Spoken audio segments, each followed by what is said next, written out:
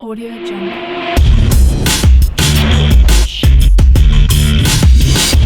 Audio Jungle.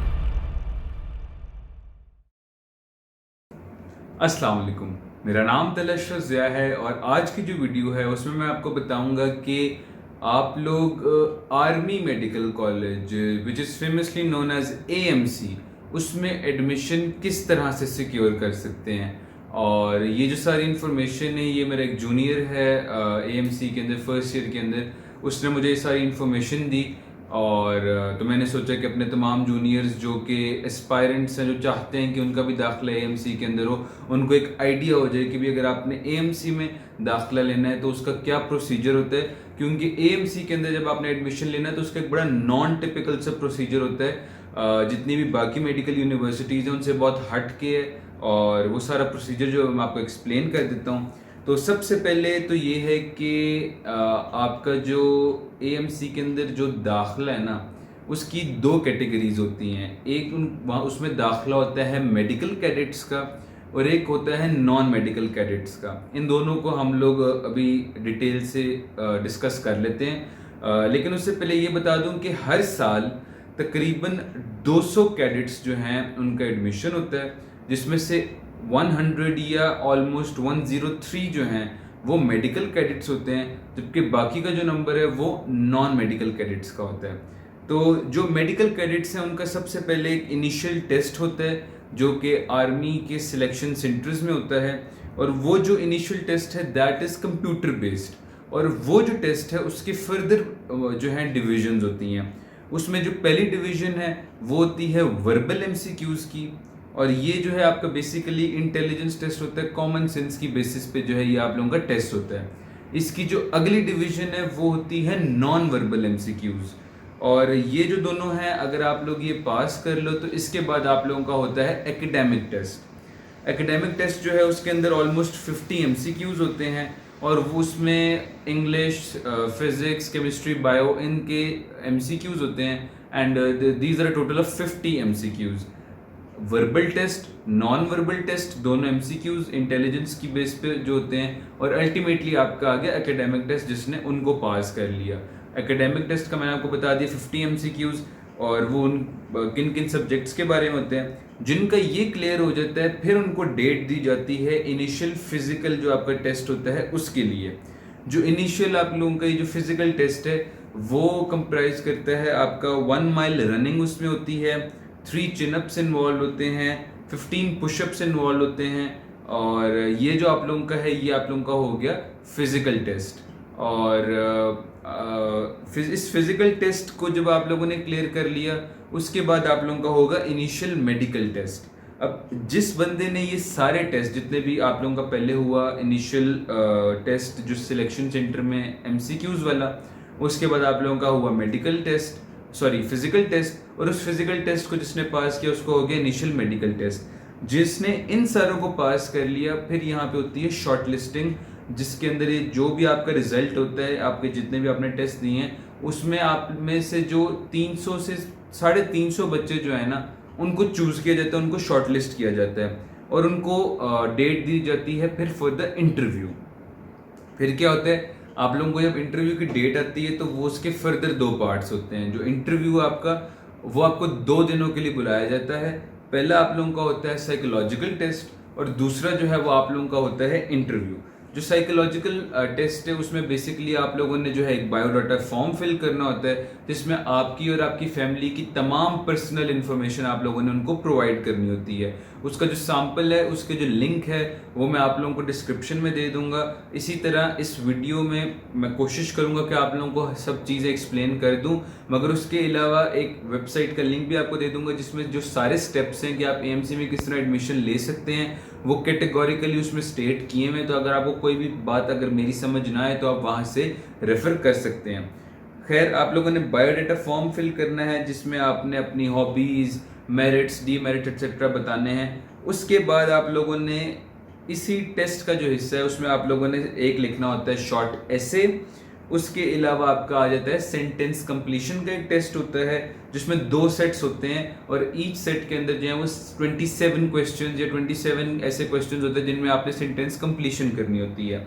इसके बाद आपका आ जाता है वर्ड एसोसिएशन टेस्ट। उसके अंदर ये होता है कि आपको वर्ड्स दिए जाते हैं और आपने उनके अंदर से सेंटेंस बनाना होता है, और इसमें हर सेंटेंस और हर वर्ड के लिए आपके पास तकरीबन 10 सेकंड होते हैं। आपके पास कोई सेंटेंस है, for example when he saw the snake, फिर आपके पास 10 सेकंड होते हैं कि आपने इसको कंप्लीट करना है। He ran away from there, he saved the life of a girl, he was scared, he was worried, जो भी आपने बनाना है। इसी तरह अगर आपको एक वर्ड दिया वॉर, स्वॉर्ड्स, गन्स वगैरह, एम्यूनेशन, आर्मर, तो आपने इनसे कोई सेंटेंस बनाना और आपके पास सोचने के लिए तकरीबन 10 सेकंड होते हैं। इसके बाद आपका आ जाता है एक पिक्चर स्टोरी टेस्ट होगा, जिसमें आपको 2 पिक्चर्स शो की जाती हैं और आपने उसमें जो एक स्टोरी लिखनी होती है, और ये तकरीबन 9 से 10 लाइन की आपने स्टोरी लिखनी होती है। इसके लिए आपको जो पिक्चर है वो 30 सेकंड के लिए दिखाई जाती है, और उसके बाद आपके पास तकरीबन 3.5 मिनट होते हैं कि आपने उसके ऊपर स्टोरी लिखनी है। फिर इसके बाद आ जाता है आपको एक इनकम्प्लीट सेंटेंस दिया जाता है और आपने उससे स्टोरी बनानी होती है, और अगेन इसके लिए भी आपके पास 3.5 मिनट होते हैं कि आप वो स्टोरी बनाएं। अगेन 9 से 10 लाइनों की आपने स्टोरी लिखनी होती है। तो ये आप लोगों का जो साइकोलॉजिकल टेस्ट है, बायोडेटा फॉर्म, शॉर्ट टेस्ट है, sentence completion, word association test, फिर आपका पिक्चर स्टोरी टेस्ट आ गया, फिर आपका इनकम्प्लीट सेंटेंस से आगे जो है कंप्लीट स्टोरी बनाना, ये आ गया। फिर आपके पास आ जाता है आपका इंटरव्यू, जो दूसरा दिन है आपका। इंटरव्यू में आपके वहाँ पे 4 से 5 जो है वो ऑफिसर्स बैठे होते हैं, और उसके अलावा आपके जो है साइकेट्रिस्ट बैठे होते हैं, और इसमें जो है आपसे जनरल इन्फॉर्मेशन, जो आपकी जो जनरल नॉलेज है वो, आपकी पर्सनल इन्फॉर्मेशन, और कुछ 2-3 जो सवाल हैं वो आपके subject related, for example biology से रिलेटेड वो सवाल पूछ लेते हैं। इसके तकरीबन आधा घंटा बाद जो है वो आके अनाउंस कर देते हैं कि कितने बच्चे जो हैं उनकी सिलेक्शन हो गई है, और इन बच्चों को जो है फिर फाइनल मेडिकल टेस्ट के लिए बुलाया जाता है CMH में, और फिर उसके अंदर से फाइनल शॉर्ट लिस्टिंग की जाती है कि वो कौन से स्टूडेंट्स हैं जो 100 से 103 मेडिकल कैडेट्स हैं जिनका एडमिशन हो गया। खैर, इसमें आपका आ जाता है कि इसमें जो नॉन मेडिकल कैडेट्स हैं, ये जो मैंने सारी चीज़ें भी एक्सप्लेन की हैं आप लोगों की, जो आप लोगों का फिजिकल, मेडिकल, वो जो वर्बल, नॉन वर्बल MCQs, उसके अलावा ये जो आपका साइकोलॉजिकल टेस्ट, इंटरव्यू, इसके अलावा आपके पास जो इसमें आपकी जो वेटेज मैटर करती है वो होती है FSC मार्क्स की और NMD कैट की। रिसेंटली ये अनाउंस किया गया था कि आप लोग ETA दे दें, नम्स दे दें, जोन सा भी टेस्ट दे दें, वो अलग चीज़ है, लेकिन आप लोगों का जो AMC का जो मेडिकल कैडेट्स का जो वेटेज होगी, जो उनका मेरिट फार्मूला होगा, वो बाकी की चीज़ों के अलावा FSC मार्क्स और नेशनल MD कैट के ऊपर डिपेंड करेगा। ETA काउंट नहीं होगा, किसी और जगह का कोई टेस्ट काउंट नहीं होगा। National MD CAT for medical cadets जो है ये आप लोगों ने जो है देना होगा, ये कंपल्शन है। इसके अलावा आ जाते हैं नॉन मेडिकल कैडेट्स। अब जो नॉन मेडिकल कैडेट्स हैं वो आम स्टूडेंट्स होते हैं जिन्होंने अपने FSC, नेशनल MD कैट और नम्स, ये 3 जो क्राइटेरिया हैं, जो 3 टेस्ट हैं, इनके बेसिस पे आप लोगों का जो है वो मेरिट जो है डिसाइड होता है, और इसकी बेसिस पे जो है आप लोग एडमिशन सिक्योर करते हैं। अब इसमें मजीद क्लासिफिकेशन आ जाती हैं 2, एक होते हैं नम्स कैडेट्स और एक होते हैं पेइंग कैडेट्स। जो नम्स कैडेट्स हैं वो होते हैं जो नॉर्मल स्टूडेंट्स होते हैं, जो कि FSC, नम्स और NMD कैट की बेसिस पे जिनका एग्रीगेट बनता है और फिर उनका एडमिशन होता है।